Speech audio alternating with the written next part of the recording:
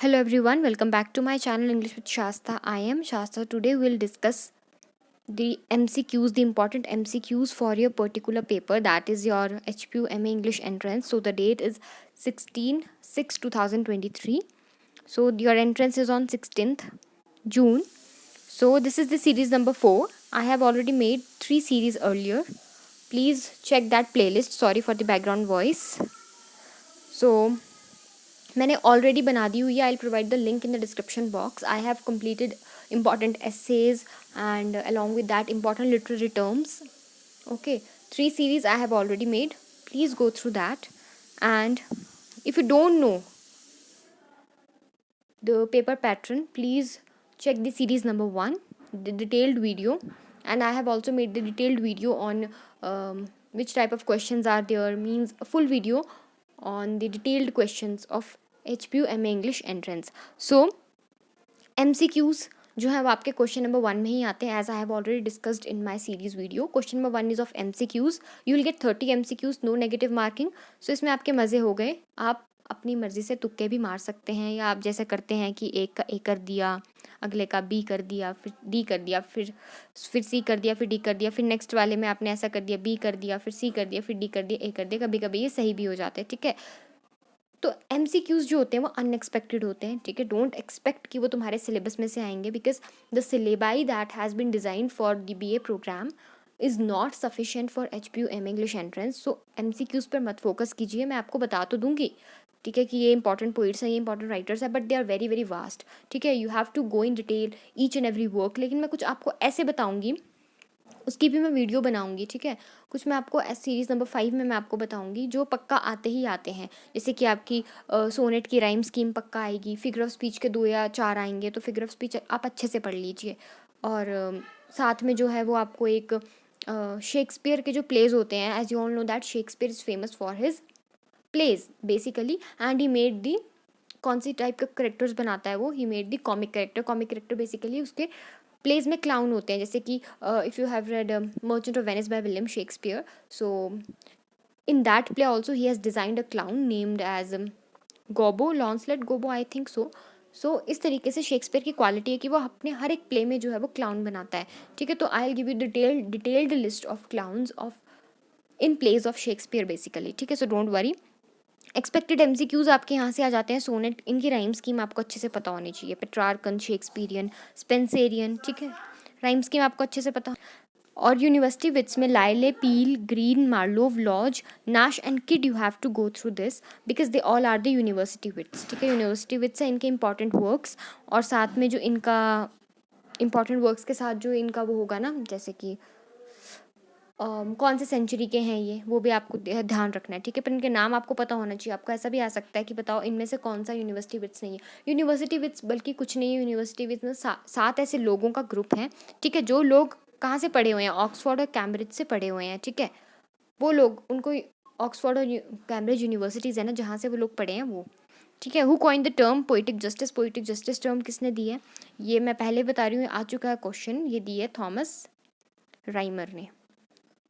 ठीक है, it is given by Thomas Rymer. Name the clowns, ये मैंने आपको बता दिया. क्लाउन्स की मैं लिस्ट आपके साथ शेयर करूँगी. फर्स्ट ईयर, थर्ड ईयर में जितने भी आपके सिलेबस में आपके पोइम, राइटर, नोवेल है, उनकी पब्लिशिंग डेट और उनके मेजर माइनर करेक्टर्स. और पोइम है तो वो उसकी मेजर थीम क्या है और वो पब्लिश कब हुई और किसने की है वो. ठीक है, फिगर्स ऑफ स्पीच मैंने आपको बता दिया. मेजर वर्क्स, एरिस्टोटल जैसे पोइटिक्स के लिए जाना जाता है, उसमें 26 चैप्टर्स हैं. प्लेटो आपका किसके लिए जाना जाता है, उसका वर्क है रिपब्लिक, पॉलिटिकल, उसमें भी बहुत ज़्यादा उसने काम किया हुआ है. तो उसमें है, बस याद रखना, अगर आपको एरिस्टोटल के पोइटिक्स के चैप्टर हैं 26 टोटल, तो याद रखना कि प्लेटो के में 10 कम है, मीन्स 16 चैप्टर है. ओके, ये आपको याद रखना है.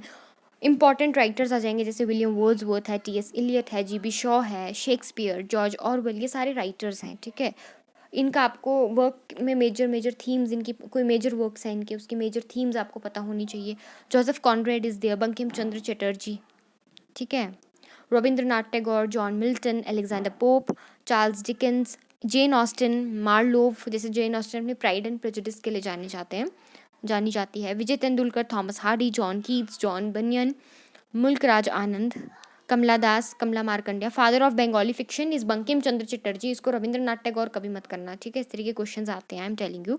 चौसर का बर्थडे कब होता है, Chaucer is your aware that 14th century is known as Chaucer age. 1343 में I think he has born. So उनका बर्थडे, शेक्सपियर का बर्थडे कब आता है, कीट्स, मिल्टन, इलियट, ठीक है. इंपॉर्टेंट वर्क्स, अब ये कुछ इंपॉर्टेंट वर्क्स है ना.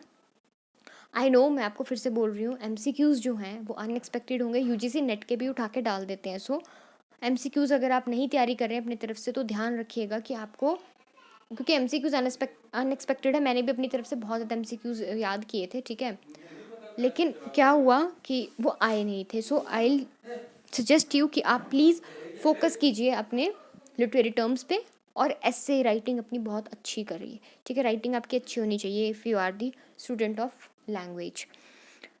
तो ये हैं इसके कुछ वर्क, जैसे कि डीकोलोनाइजिंग रिमाइंड, नगूगी वो थ्योंग ने लिखा है. Tradition and individual talent, TS Eliot. Catalyst, TS Eliot ये नाम है, ठीक है. You can take the screenshots, ठीक है. स्क्रीनशॉट्स आप ले सकते हैं. जैसे Interpreter of Maladies, Jhumpa Lahiri ने वर्क लिखा. Bye bye blackbird, Anita Desai. Okay.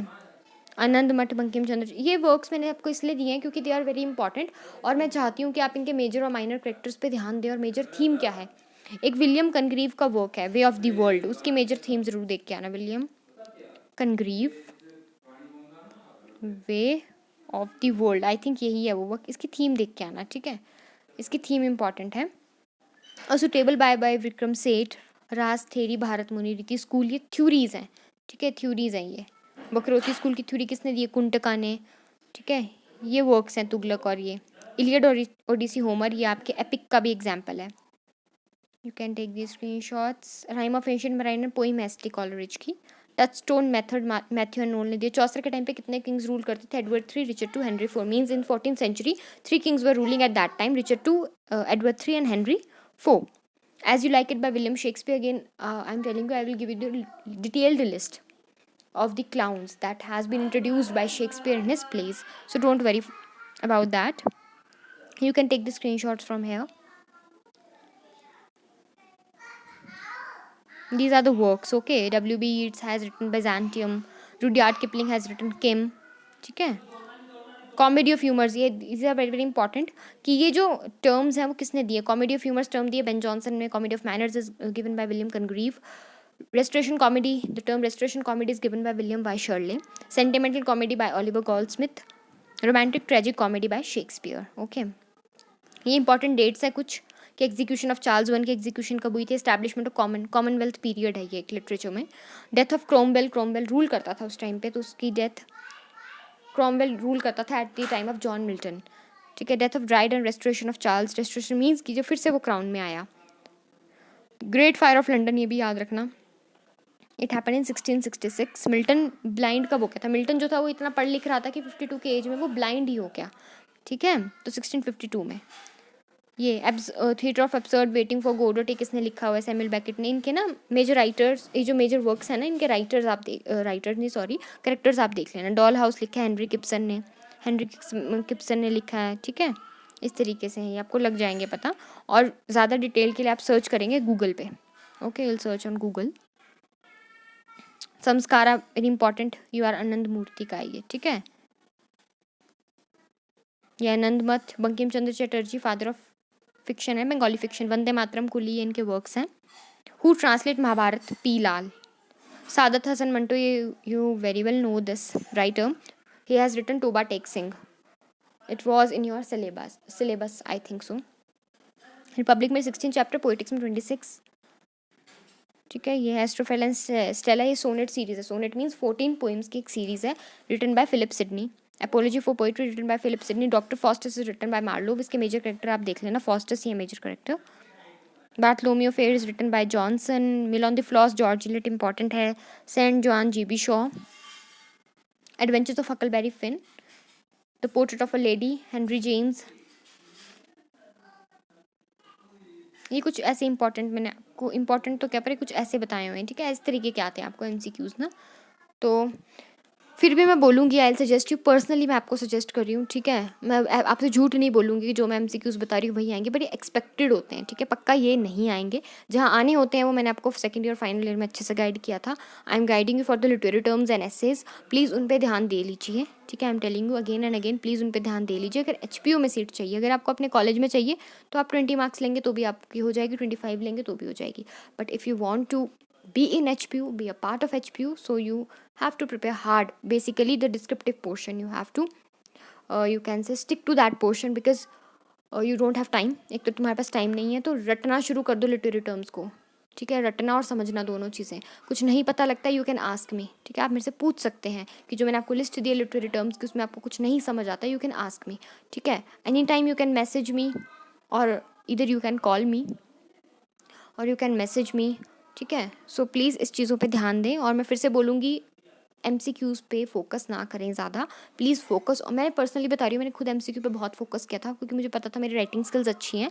लेकिन MCQ मैंने एक बुक है यूनिवर्सिटी ऑफ दिल्ली की, उस पर से मैंने 2000 MCQs याद किए थे।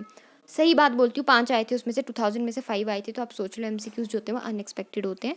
आई am telling you from my experience only. तो आप लिटरेरी टर्म्स मैंने बहुत अच्छे से फोकस किया था। एक हफ्ता पहले मैंने लिटरेरी टर्म्स रटना स्टार्ट कर दी थी। तो I also suggest you to cram them and to understand them also. Understand तो मैंने सच बोलूँ तो अब आके किए हैं, तब तो मैंने रटी ही थी, जो मुझे समझ आई वो समझ आई, अदरवाइज़ मैंने क्रैमिंग पे फोकस किया। सो प्लीज़ आप ध्यान से समझिए। अगर आपको नहीं पता लग रहा है, यही टाइम है to clear your doubts also, and यही टाइम है पेपर क्लियर करने का, ठीक है। तो please go through each and everything clearly. And मैं सीरीज़ नंबर 5 में आपको लिस्ट दूंगी अब, ठीक है। शेक्सपियर के मेजर जो क्लाउन के नाम है ना, उनकी दूंगी मैं आपको लिस्ट, ठीक है। सो थैंक यू सो मच। अगर मुझे कुछ और लगेगा कि मेरे से कुछ स्किप हो गया है इन सीरीज़ में, तो मैं आपको वो भी प्रोवाइड कर दूंगी सीरीज़ नंबर 5 में। So thank you so much, God bless you all, love you all, bye bye. अगर आपको कोई भी डाउट हो पूछ सकते हैं, और डिस्क्रिप्शन में मैं प्लेलिस्ट का लिंक दे दूंगी, ठीक है, जिसमें ये सारी की सारी वीडियोज़ आपको सीरीज़ वाइज जो है वो अवेलेबल है वहाँ पे। Thank you.